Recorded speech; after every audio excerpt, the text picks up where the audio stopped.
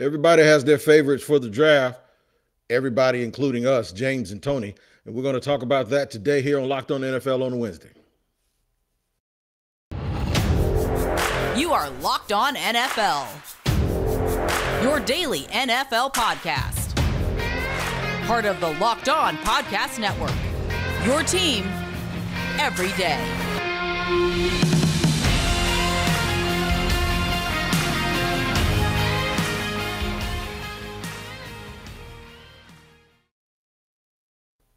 What's up? What's going on? Tony Wiggins and James Rapine here on Locked On NFL on a Wednesday. And we thank you for making us your first listen. And we are free on all platforms because it's your team every day here on Locked On NFL. Please like and subscribe and bring as many people as you can to the podcast and on our YouTube page. What is going on, Rapine? What's happening with you? Oh, everything's happening, Tony. It is draft week. It's a holiday. I joked with a couple people up here in Cincinnati, like, man, I might wear a Santa Claus hat to Paul Brown Stadium on Thursday because this is like Christmas 2.0 for me. I love the draft. I love the draft long before I worked in NFL media, and blessed to cover another draft. We are, my friend. I'm excited. Absolutely. I love it too. I tell the story all the time on the Locked On Jaguars podcast. When my wife met me, there was these spiral notebooks like so. Yeah. And they were piled up in my utility closet. She said, "What's all of that stuff?"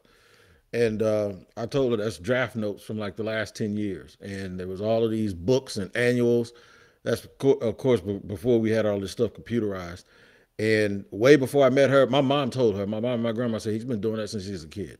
And it's just wow that this thing has grown and has turned into what it is. You look on Twitter sometimes and on other social media, though, especially here in Jacksonville, I don't know how it's a bad thing that they have the number one pick. It should be bad that they got to the point where they had the number one pick, but it's a bad thing that they have the number one pick.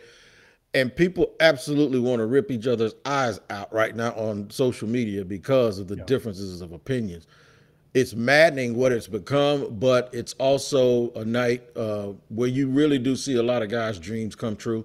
We all played Little League sports, and a lot of us were kicked off of that bus a long time ago because we just weren't good enough. To see guys get to that point and to see people my age have their children just sitting there joyful and going to the NFL, man, it kind of comes full circle for guys like me and you because we watch them coming out of high school and we watch them going to the NFL. And I have a tendency to develop favorites, and I know you do too. And we're going to discuss that today here in tiers. Mm-hmm. Guys that are going early, some guys that won't go early, but I think it'll be a fun exercise.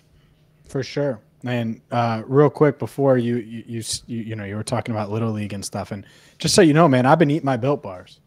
You know what that means? That a seventh round selection could be in my future. So you never know. I might still got a little bit left. Oh, you still got a little bit. You don't know. You don't know. Still got a little bit. I ain't gonna even lie to you, man. I don't have nothing left, brother. I ain't going in front with you, man. Between Uncle Sam and standing up behind that barber chair all of these years and bouncing in nightclubs, I don't even have a 3-cone in me, dude. I'm gonna just be honest with you. We just gonna kick back. I'm gonna watch y'all. I'm gonna eat Built Bars and watch y'all swing at each other and go out there and do the drills. That's what I'm gonna do. There we go. Speaking of drills, can I get to my favorite? A guy I've talked to a lot. Or talked about a lot. Hopefully I talked to him on draft night. Independent and naturally, offensive line's a big topic here in Cincinnati. But this is a guy to me that makes a ton of sense for Baltimore, makes a ton of sense for Dallas, makes a ton of sense for Jacksonville if he falls out of round one, which he shouldn't. But the NFL, they like to overthink things sometime and get too wrapped up in what isn't versus what is and measurables that aren't versus what they are. And Tyler Linderbaum is example A. I think Tyler Linderbaum's going to be a damn stud in the NFL. I think we're overthinking this kid, and he's a top 15 prospect. I haven't heard one person say anything really that negative about his film. Now, is he the biggest guy? No. But this idea that he's Garrett Bradbury 2.0, the center that the Vikings drafted, the undersized center, get the hell out of here with that. I get the arm length, and he's 302. But you mentioned the drills. Did you see him in those drills? I did. This dude is an elite center, elite athlete. I think he would come in day one, and you're talking about a Ravens rushing attack or offense that's built around the rushing attack. Makes a ton of sense. This dude can creep up to the second level with the best of them. He moves like a damn tight end or fullback. He's athletic. Same thing goes for teams like the Cowboys, the Bengals, of course. So, just look back to last year. Creed Humphrey, whole damn NFL overthought him, and the Kansas City Chiefs are laughing all the way to the bank with this guy in the second round. Tyler Linderbaum, he's a stud, and people are going to overthink it. He might fall out of round one. And again, I think that would be a huge, huge mistake. That's my guy. And he was coached by one of the best. I know Kirk Ferentz is the head coach, but Kirk Ferentz is known for understanding offensive lines. Mm-hmm. And the thing about that is he has a lot of friends too in the NFL. And people don't remember that Kirk Ferentz was on Belichick's staff in Cleveland. He has a lot of friends in the NFL. And I know when coaches get together and they talk about prospects, that they're dead honest. They're not going to I think sometimes in the public we think, okay, well, his coach is going to obviously sell him on you. College coaches that have relationships with NFL coaches that go back 3 decades, they ain't gonna lie. They'll tell you, I wouldn't take him. I'm telling you, they do it all the time. And that's because it's not as if you ain't gonna come back next year and ask them about a player and they're gonna be like, I remember what you told me last year was a lie.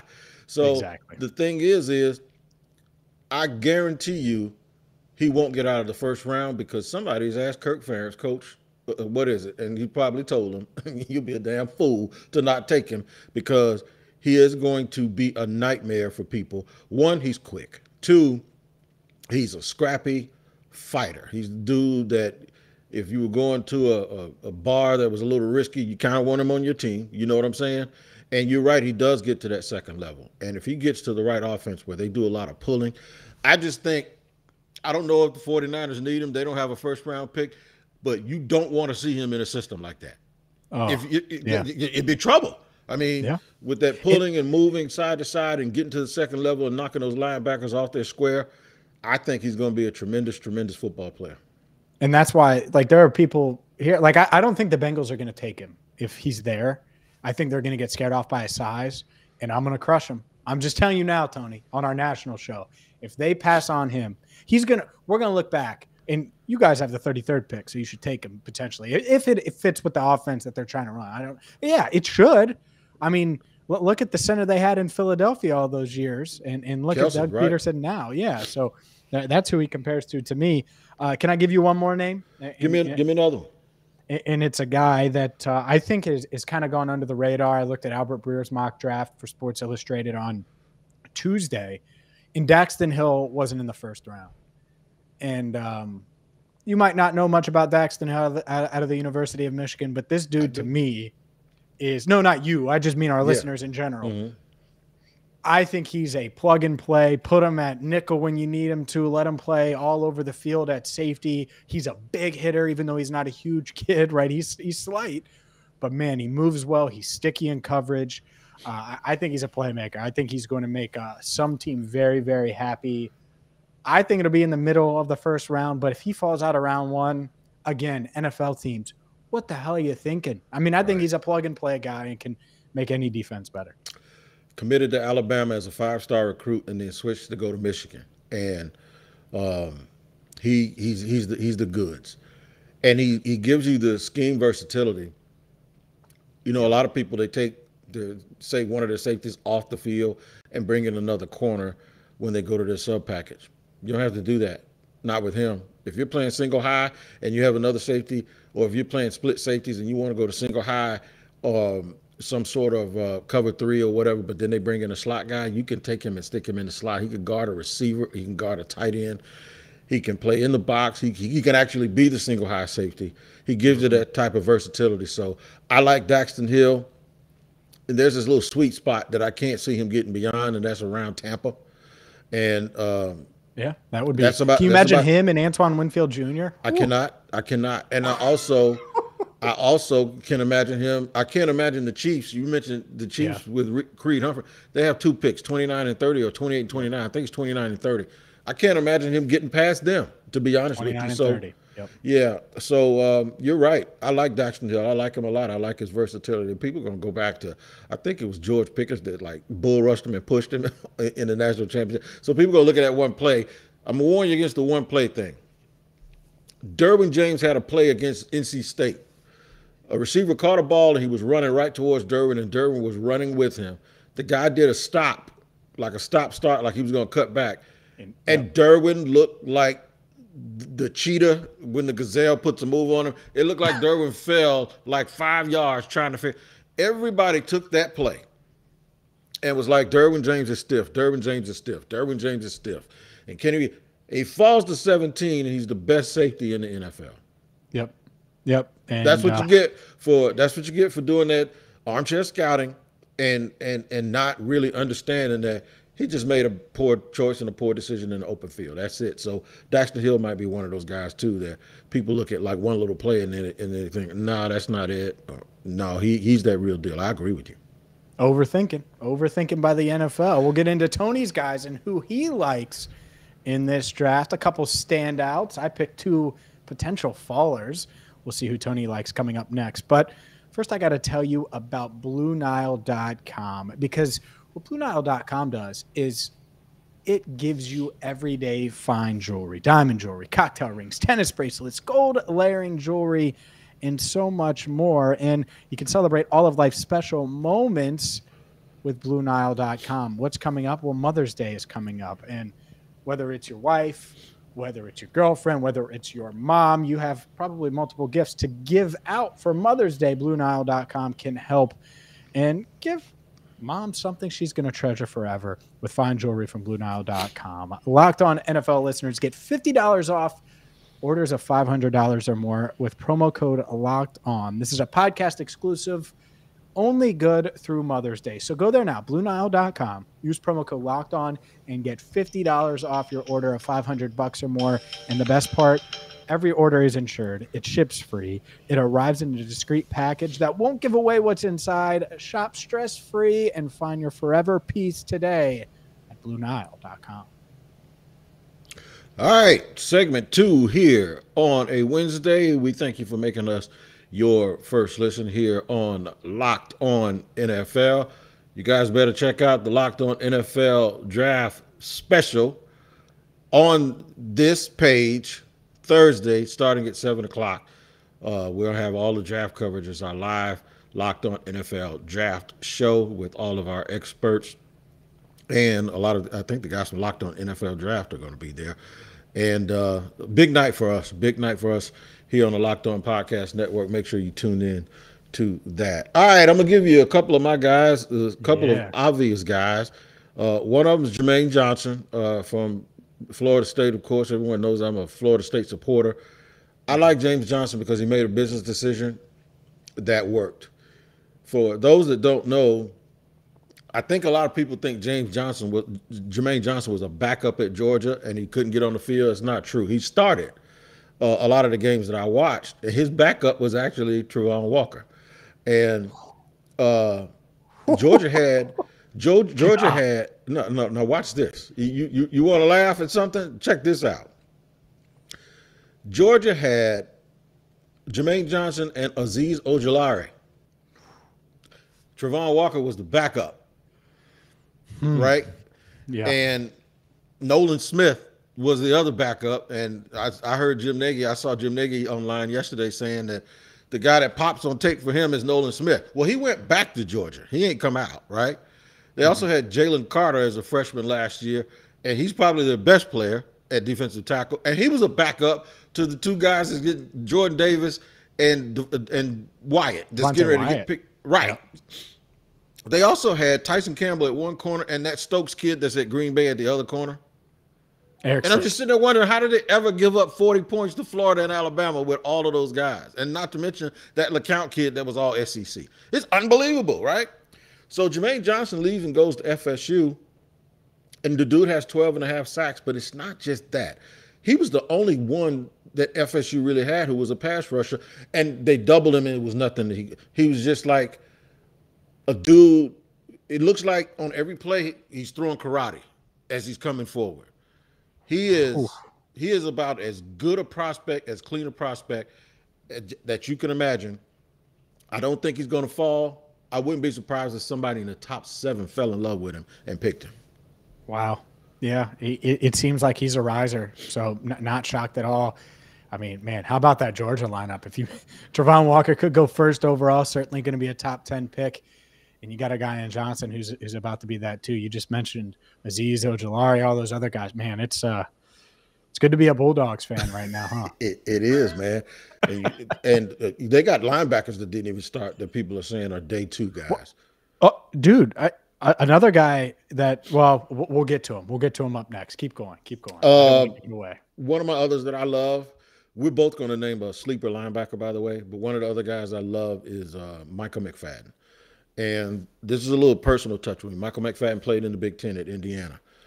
The personal touch with me is I know someone who was on that staff, and they flat out told me he's going to be a 12-year player in the NFL. I said, 12 years? He said, 12 years. So it made me take another look, and then I gave that information to another buddy who was a personnel executive, and he said that's a good scouting report because he's on our radar. So his win rate when they blitzed him is in the 90 percentile. And that's odd for a guy who's 6 feet, 6'1" at best, 230 pounds, that whenever they sent him in on a blitz, he always found the ball no matter who tried to block him. He could play all 3 positions at linebacker. And the beautiful thing about him is that tells you he's a good special teams player because he knows how to track where the ball is. So the fact that he's also a very, very humble kid off the field and keeps his head down and just does the work, NFL coaches fall in love with guys like that. So he's going to get ample opportunities, especially since he's a good special teams player. I look forward to him going maybe in the 3rd or 4th round and then just being that guy that you're going to look up one day and go, damn, somebody should have drafted him higher, because I think he's a really, really good football player. That's a good one, because I don't think he's on a lot of people's radar. And, I do think he'll probably be a day 3 pick, maybe earlier rather than later. Maybe a team does fall in love with him. That's the thing, man, about this draft, Wig. I think more than ever, any other draft I can remember at least, there's not a consensus. I mean, you guys can't even agree on a damn number 1 pick, let alone, who should be the 33rd pick or who should be the number 1 receiver. I think there's a lot of people that think it's Jameson Williams. We ain't the best example to use about not being able to agree on stuff. But you're right. You're right. But if there was a year for a team to have the number 1 pick and not be in agreement, it's the Jaguars. You needed us to be there when there's no clear-cut number 1, because they're going to Jaguar it. So they're going to double all of that.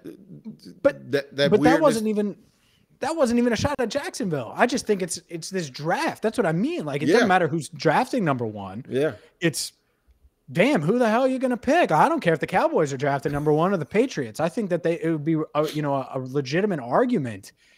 And that's what's going to be crazy here is you could see Micah McFadden go, you're right, round 3. And then people look at Dane Rugler's draft guide. Well, it was a late day 3 pick. Well, or they look at this and it's this. And in that, be ready, ladies and gentlemen, for some surprises, because there are going to be surprises in round 1, probably through round 7. I think there are going to be guys. I'll give you one. I think a guy like Marcus Jones out of Houston. Most people think he's a day 2 pick.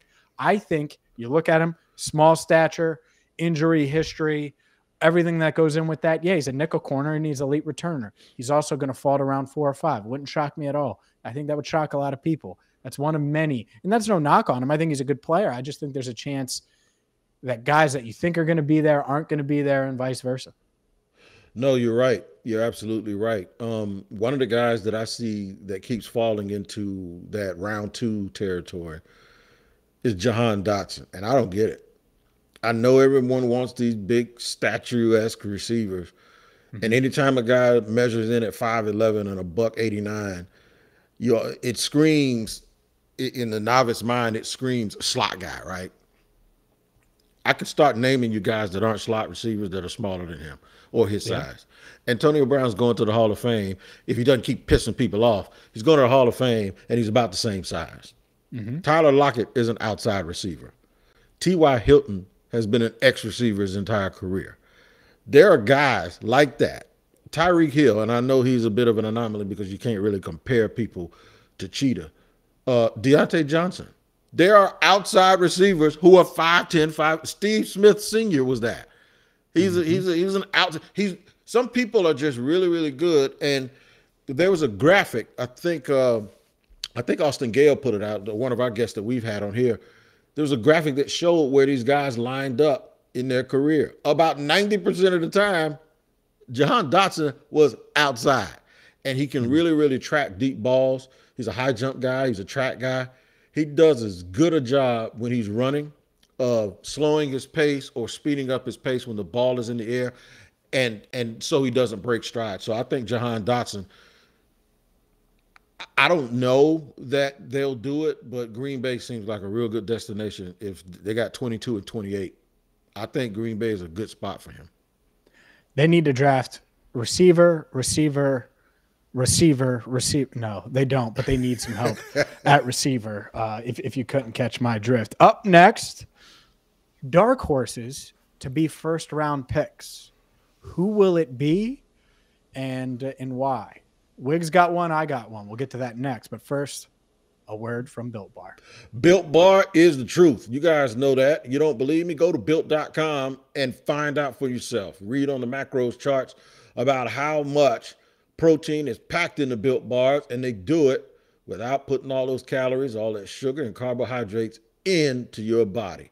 It's real, real good for you, man. It's the best tasting protein bar and treat. And I said that for a reason, because they have these puffs. These are these marshmallow treats that are infused with protein, and they're both covered with 100% chocolate. They don't chalk your hands up. They're not all waxy, but they're absolutely delicious, and they taste better than anything you've ever had. And you can find out by going to Built.com and enter the promo code LOCKED15, and you're going to get 15% off of your next order of Built Bar. You want to check them out on Twitter for all the latest and greatest information about Built Bars. Go to @bar_built for all the latest information. That's LOCKED15 for 15% off your next order of Built Bars. All right, Tony, let's dive in here. A player that you think is going to go into the first round and be a first-round pick that probably isn't projected there on most boards. Logan Hall. Wow. Big 5 technique-ish defensive lineman, Out of freaky, Houston? out of UH. Yep, 6'6". I've seen anywhere from 283 to 290. I ain't gonna say it. Yeah, I am. He has J.J. Watt, a frame like J.J. Watt. I'm not saying he's J.J. Watt, but he has. Go ahead. He has a frame. He has a frame like Logan J.J. Watt. Long arms. Really can play 3 technique and play inside on passing downs or in sub packages. Can be your big end on the outside and still give you pass rush.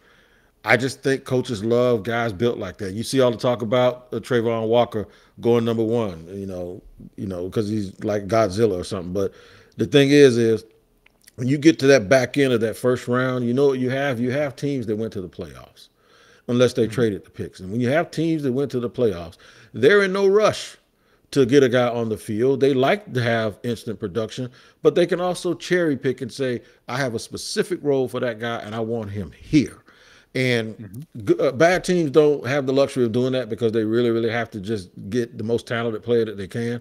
I think Logan Hall is plenty talented, but I also think that he's a candidate for a good team to say, you know what, we have a specific role for him, or we have an aging player at his position that 2 years from now is either going to want more money or he's going to be on the downside.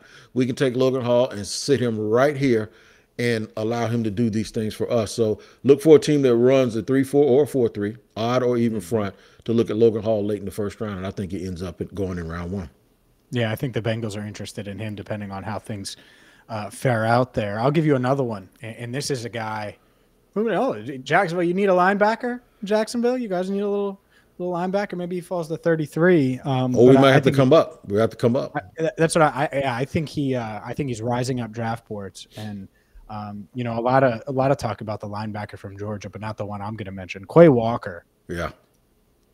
Isn't 5'11" like Nakobe Dean, right? And isn't 230 like Nakobe Dean, right? And I get it. Dean's tape is awesome, but you don't have the testing, the athletic testing, and that hurts. And guess what you have with Quay Walker? a 6'4", 241-pound speed freak who you're like, oh my God, this dude can make all the plays. He's big enough to guard these George Kittle types and stick with these, let's just use Breece Hall out of the backfield, running backs out of the backfield when you need them. Man, I think Quay Walker could go pretty damn early, and I think he is a first-round pick. And you look at these linebackers, are we sure Quay Walker, I get it today, you know, he might not be ahead of Devin Lloyd, and Lloyd's probably the top linebacker off the board. But after Lloyd, I don't know, man. Nakobe Dean, I could see him falling to early round 2. I could see Quay Walker getting drafted ahead of his teammate, and I do expect him to go in round 1. So this is the part where I tell people, and specifically I speak to fans like the guys in Jacksonville. Folks say, I just want production, not traits. I'm sick of all that. I'm sick of that. If you listen to anybody talk, they'll tell you right now that Quay Walker is going before Nakobe Dean. Mm-hmm.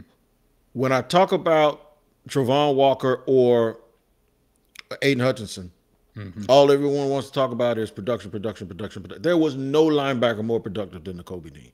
His own teammate is going before him in the draft because he's got those long arms. He's 6'4". He can play strong side linebacker. He can guard tight ends. I don't even know what position he plays. He tested as a 96th percentile athlete with his size, speed. He ran a 4.5. It's unbelievable. It's unbelievable. No wonder Georgia won, by the way. But you try to sit here and think. You try to sit here and think, damn, who could get him? New England at 24. That's who will. Yeah. Belichick he does that. You know, we'll just take this guy and we'll figure it out. He does it. He's done it in the past with Dante Hightower. He's done it with Kyle Van Noy, even though they didn't draft him. Van Noy found a home there. He's done it with Willie McGinnis. He did it with Teddy Bruschi, who was a nose guard. He turned into an outside linebacker and then a Mike linebacker. That's what good teams do. Good teams say they don't just try to, well, he doesn't fit our system. No, here's what good teams do. Just take him and then we'll fit our system around him. And he is that kind of player. Baltimore would love him, but they're at 14. I wouldn't be shocked if they did it, though, because that's Baltimore does stuff like that. So I agree with you on Quay Walker. Why don't we just say we're in love with all the players from Georgia? Georgia on my mind. I don't know, Georgia, man. Yeah, because here's the thing is I didn't get to him, but you know who I really like? I like some George Pickens, and I was going to get to him in round 1 if we had enough time. George Pickens, hey man, George Pickens. Did you see the little video of George Pickens where the kid from Tennessee was on the ground near the sideline? George Pickens holding a water bottle and squirted a water bottle. He's a little ornery kid. He's different, man. He's kind of built like A.J. Green, but he sort of plays like T. Higgins, and he's fast and he dives for balls, and he's wild. He's buck wild. He's buck wild, but I think he can really play.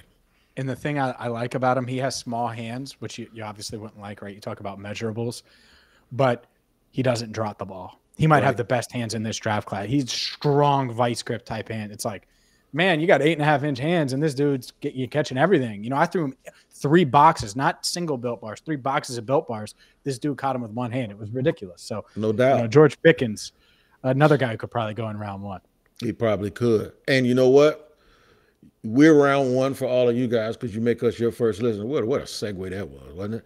But this is the last time you'll see James and I, obviously, before the draft. And the Bengals got to wait all night. The Jaguars do not. But it's going to be fun. It's going to be interesting. And I know you guys enjoy it. Please make sure you watch the Locked On NFL podcast for all of your breaking NFL news. And check out our mock draft that we have, our ultimate mock draft with Odyssey. That is also out. All of the picks have been out, and we put that together network-wide. That's outstanding. Also, the Locked On NFL Draft podcast with Ryan Tracy, as well as Eric Crocker, Big Croc, former NFL corner. They bring it to you like nobody else, and they really get in depth with the prospects. We had a little Locked On NFL Draft show today. I like that, man. But we was like, okay, what are we talking about? What are we talking about? We work on it all weekend, and it's like the funniest part was I said, you know what we're going to talk about? And James said, what? I went, draft, and he starts laughing because it's just obvious right now that that's what we're going to do, man, because everybody's all into it. If you talk about anything other than the draft right now, people look at you like you got an eye in the middle of your forehead because it's like you're trying to bury the lead. So we definitely don't do that here at Locked On NFL, and we appreciate you making us your first listen and joining us. Until this time next week, happy drafting to you all, and take care of each other. And James and Tony, we'll see you next time.